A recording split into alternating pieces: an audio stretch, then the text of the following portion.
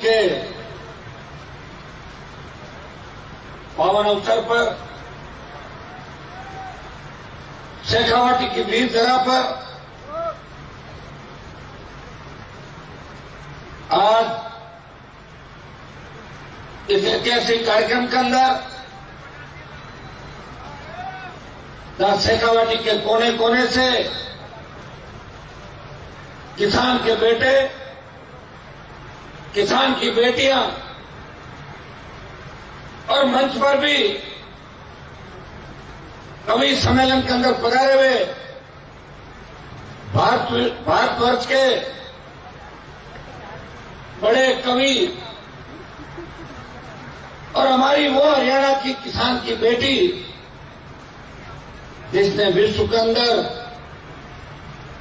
किसान कौम का नाम रोशन किया और जिन पर फिल्म भी बनी, वो आज आपके बीच इस कार्यक्रम के अंदर मंच की शोभा बढ़ा रही है। और विधानसभा के अंदर तेजाजी का जयकारा तो आज 13 और 18 के अंदर हनुमान बेनीवाल ने लगाया था, लेकिन मेरे से भी अगर कोई आगे निकल गया, पूरा तेजाजी का गायन कर डाला, वो विधायक रूपाराम जी मुरावतिया मकराना के, वो भी यहाँ उपस्थित है। भाई ओंकार जी को, श्रवण जी को, ओंकार जी कहां गए, ओंकार जी को, श्रवण जी को,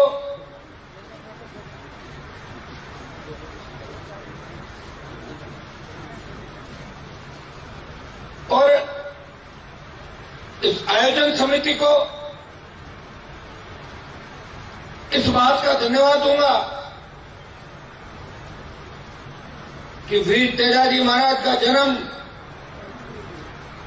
नागौर की पावन धरती पर हुआ था, लेकिन हमें ऐसा लग रहा है कि वीर तेजाजी महाराज इस भारतवर्ष के प्रमुख लोक देवता हो गए। शेखावाटी से चूमकर आपने तेजा गायन की भरी है। अगली बार ये हरियाणा और उत्तर प्रदेश और महाराष्ट्र और पंजाब के अंदर भी तेजा गायन दिखाई देगा, ऐसा मुझे नजारा यहाँ पे नजर आ रहा है। मैं धन्यवाद दूंगा मेरे शेखावाटी के वीर भाइयों को, छोटे भाइयों को। हनुमान जब भी थका, अपने आप को जब अकेला महसूस किया, शेखावाटी की धरती से आवाज आई, हनुमान थकना मत, हम तुम्हारे साथ हैं। तुम्हें राजस्थान के अंदर किसान के असली बेटे को मुख्यमंत्री बनना है, इसलिए अपनी लड़ाई जारी रखना।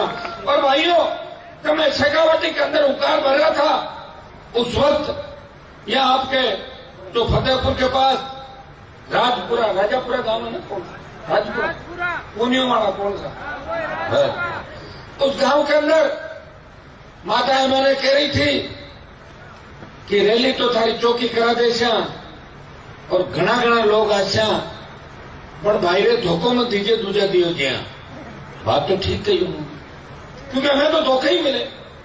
52 से लेके आज तक जिस प्रदेश के अंदर सबसे बड़ी कौम होने का गौरव हमें मिला, लेकिन हमारा मुख्यमंत्री राजस्थान के अंदर आज तक नहीं बना।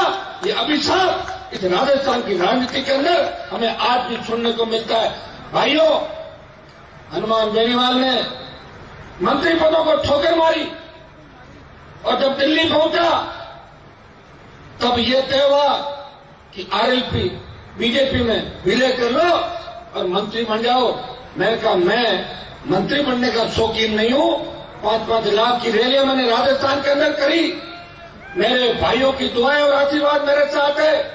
जिन भाइयों के दुआ और आशीर्वाद से आरएलपी पार्टी को बनाया है, पहला किसान का बेटा हूं जिसने राजस्थान की धरती पे खुद की क्षेत्रीय पार्टी बनाई और 19 दिन के अंदर 57 सीटों पर उम्मीदवार लड़ा के 3 जिताए और 25 जगह अच्छे वोट लिए। वो तो मैं मदद कर रहा था मेरे समाज की, किसान को उन बेटों की, इसलिए मैं चाह रहा था हमारे विधायक बढ़ जाए और कुछ जो ज्यादा गड़बड़ करके बढ़ गए थे वो घट जाए राजस्थान के अंदर। इसलिए भाइयों, मैं 3 पे रह गया। अगर 150 लड़ा था तो 8-10 सीट आ जाती और मेरी पार्टी को मान्यता उसी समय मिल जाती। मेरा बोतल का चिन्ह था। चूंकि आज राजनीतिक मंच नहीं है, लेकिन मैं अगर आया हूं, थोड़ी बहुत बात नहीं करूंगा तो फिर मजा नहीं आएगा। फिर थोड़ी सी राजनीतिक बात भी करके जाऊंगा, क्योंकि शेखावाटी की वीर भूमि है, वीर धरा है। अगर राजनीतिक बात नहीं करूंगा तो आप सोचोगे कि हनुमान बेनीवाल ने अंदर ही अंदर समझौता तो नहीं किया किसी से, ये छोटी मोटी राजनीतिक बात करके भी जाऊंगा। मैं प्रयास कर रहा हूं, कोशिश कर रहा हूं, और पार्टी भी आपके लिए बनानी पड़ी।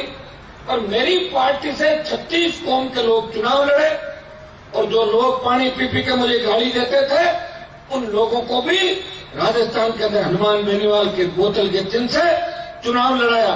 और आज आप देख रहे हो कि एमपी बनने के बाद ज्यादातर लोग अपना बिजनेस करते हैं, अपना दूसरा काम करते हैं, लेकिन ये किसान का बेटा रात और दिन आपकी सेवा के अंदर समर्पित है। पिछले 20 साल 1998 से लेके आज तक का जो संघर्ष है वो आपके सामने। और जब आप मेरे लिए मजबूती से खड़े मिलते हो तो मेरा मन भी करता है कि मैं आपके लिए और लड़ूं। एमपी बनने के बाद भी सबसे ज्यादा लोकसभा के अंदर अगर इस राजस्थान की मजबूती से पैरवी की तो नागौर के सांसद और आपके भाई हनुमान बेनीवाल ने राजस्थान को विशेष राज्य का दर्जा दिलाने की मजबूती से पैरवी की। और जिस धारा 370 की बात चल रही है, अगर इस धारा 370 को हटाने का भी पुरजोर तरीके से किसी ने बात करी तो नागौर के सांसद ने धारा 370 हटाने की बात करी। और मैंने यह मामला भी उठाया कि देश के अंदर कितने ही बिल पास कर लो, कितने भी कानून बना लो, जब तक आबादी पे नियंत्रण नहीं होगा, जनसंख्या पे नियंत्रण नहीं होगा, तब तक हिंदुस्तान स्वतंत्र नहीं होगा। इससे पहले जनसंख्या पे नियंत्रण करो। यह मामला भी लोकसभा के अंदर मैंने उठाया। और मैंने पुकार भरी नागौर की धरती से संपूर्ण किसानों की कर्ज माफी, मुफ्त बिजली, टोल मुक्त राजस्थान, बेरोजगार को रोजगार और बेरोजगारी भत्ते की। भाइयों, 5 लाख की तादाद के अंदर आप सीकर से भी आए थे। नागौर की धरती पे कोने कोने पे किसान और किसान के बेटे दिखाई दे रहे थे। और नागौर के आंदोलन से प्रेरणा लेके मध्य प्रदेश के अंदर बड़ा आंदोलन हुआ। किसानों ने सीने पे गोलियां खाई और कर्ज माफी के आंदोलन को देश के अंदर हवा मिली। और दूसरी हुकार बाड़मेर की धरती से भरी।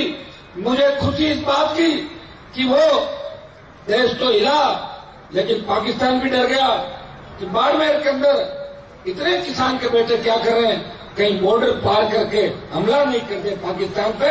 ये बाड़मेर के अंदर नजारा देखने को मिला था। बीकानेर और जब सीकर के अंदर हुकार भरने की बारी आई, मैं धन्यवाद दूंगा मेरे भाइयों को, छोटे भाइयों को और शेखावाटी की मेरी माताओं बहनों को कि रात को 2-2 बजे भी आपने मेरा मान सम्मान किया। कहीं ऊंट पे बिठाया, कहीं घोड़ी पे बिठाया, कहीं बैलगाड़ी पे बिठाया, और कंधों पे तो मेरे छोटे भाइयों ने मुझे रोज ही बिठाया। और कई जनों तो कंधे पे बिठाते हुए ये भी कहा उतारते समय कि भाई साहब ध्यान रखिए जो गड्डी बोझे ही नहीं मरिया, कोई काम करोला कौन करोला। तो मैं उनको यही आश्वस्त करता था, चिंता मत करो, हनुमान जब तक लड़ेगा जब तक आपकी सांस मेरे जिस्म के अंदर है। और भाइयों, सीकर की हुकार के बाद सरकार डरी, स्टेट हाईवे टोल मुक्त हुए, मुफ्त बिजली की घोषणा करी राजस्थान की सरकार ने, और कर्ज माफी की घोषणा भी करी जब बजट सत्र हुआ, और नए राजस्थान के निर्माण की बात करी, और स्टेट हाईवे टोल फ्री हुए। ये हनुमान की हुकार का ही परिणाम था। और मैं आपको भरोसा दिलाता हूं कि मैं दिल्ली चला गया, लेकिन मेरा मन राजस्थान के अंदर ही घूम रहा है। आप चिंता मत करो कि कहीं ऐसा नहीं हनुमान दिल्ली चला गया, अब हमारा क्या होगा। भाइयों, इतना भरोसा दिलाता हूं कि आपके सम्मान के लिए अगर मुझे संसद सदस्य का पद छोड़ना पड़े तो 1 मिनट भी नहीं लगाऊंगा, उस पद को ठोकर मार दूंगा, आपके मान सम्मान को ठेस नहीं लगने दूंगा। अभी चौधरी साहब कह रहे थे, फोगाट साहब, कि खियूसत से किसको चुनाव लड़ाओगे? चौधरी साहब, मेरी तो इच्छा है मैं किसी ऐसे व्यक्ति को चुनाव लड़ाऊं तो आगे बढ़ के मेरी मदद करे राजस्थान के अंदर। अगर मुझे मेरे परिवार को चुनाव लड़ाने होते तो इस आरएलपी की आंधी जो मारवाड़ के अंदर चल रही थी, 2-3 टिकट तो मैं घर में ही ले लेता, तो 2-3 एमएलए तो मेरे घर से ही बन के आ जाते और संख्या 5-6 हो जाती। लेकिन मैंने कहा मैं जवान हूं, मैं मेरे दूसरे भाइयों को मौका दूंगा, मेरी दूसरी छोटी बहनों को मौका दूंगा। मैंने प्रयास किया, कोशिश की, और उसी का परिणाम है कि वीर तेजाजी महाराज का आशीर्वाद अगर किसी को मिला तो नागौर के सांसद हनुमान बेनीवाल को मिला। लोकसभा के अंदर भी सबसे ज्यादा मजबूत पैरवी इस देश के नौजवानों की करी, किसानों की करी, तो आपके भाई ने करी। और इतना विश्वास मैं आपको दिला सकता हूं, मैं दब के राजनीति के अंदर नहीं रह सकता। अगर कोई सोचे कि हनुमान को दबा के काम निकाल लेंगे, वो सोचना बंद कर दे। मैं घर जाके बैठ जाऊंगा, लेकिन वीर तेजाजी महाराज के भक्तों के सम्मान को ठेस नहीं लगने दूंगा। यह भरोसा मैं मेरे भाइयों को देना चाहता हूं। आज मैं मंडावा के अंदर भी गया था, झुंझुनू के अंदर भी गया। झुंझुनू और सीकर के मेरे छोटे भाइयों ने और बड़े भाई जो मेरे बैठे हैं यहाँ पे, से पार्टी है। जब मैं राजस्थान उच्च न्यायालय की सड़कों पे छात्र हितों के लिए संघर्ष करता था, तो सबसे बड़ा योगदान उस समय अगर किसी का था तो नागौर के तो हमारे बेहतर स्टूडेंट थे। सीकर झुंझुनू के हजारों हजार हमारे छात्र छात्राएं अपने भाई के लिए त्याग तपस्या करके लड़े, और जैसी बोस कांड के बावजूद मुझे राजस्थान विश्वविद्यालय छात्र संघ का अध्यक्ष बनाया और मेरा सम्मान बढ़ाया। मैं उस चीज को भूला नहीं हूं, इसलिए बार बार सीकर आता हूं। मैंने सीकर के अंदर सारे कैंडिडेट नहीं लड़ाए चुनाव। जहां आपने कह दिया कि भाई साहब यहां आप मत लड़ाओ, यहां गड़बड़ हो जाएगी, मैंने तुरंत सिंबल वापस खींच लिए। खींचे नहीं खींचे, जगह जगह बताओ आप। झुंझुनू के अंदर खींच लिए, बीकानेर में खींच लिए, और नागौर में तो रूपाराम जी बैठे